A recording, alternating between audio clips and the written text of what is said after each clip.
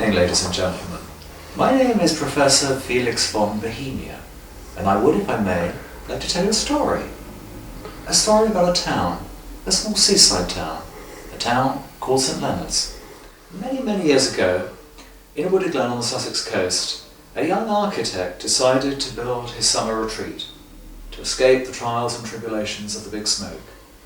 And the woodland folk that inhabited the area looked on as the advent of the railway brought a new breed, known as the DFLers, the down-from-Londoners, to a fashionable new coastal resort that was called St Leonards-on-Sea.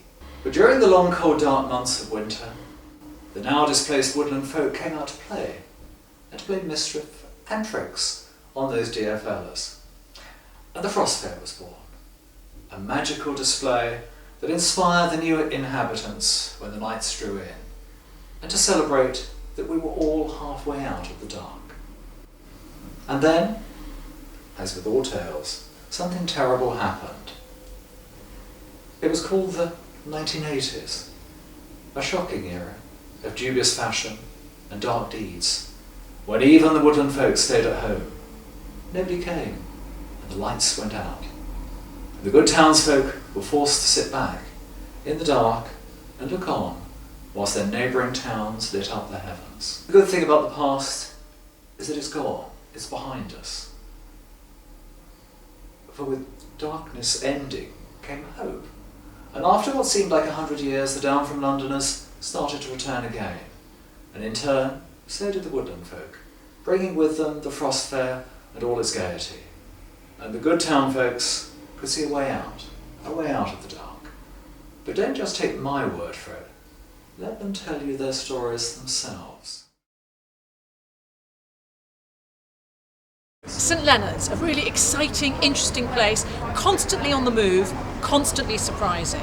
A really diverse mix of people, of shops, of opportunities, and architecture, an extraordinary place. It's a lovely place to live and work. It's a sort of street that gives you a hug. In fact, St Leonards is a place that gives you a hug. It's full of very diverse people. Very creative. We believe that good stuff is going to happen in St Leonards. So, there's really cool shops popping up. I love the area. It's growing every day. We've had an influx of new businesses bringing a good bohemian feel to the area. Just great, really. I wouldn't really want to be anywhere else in the places.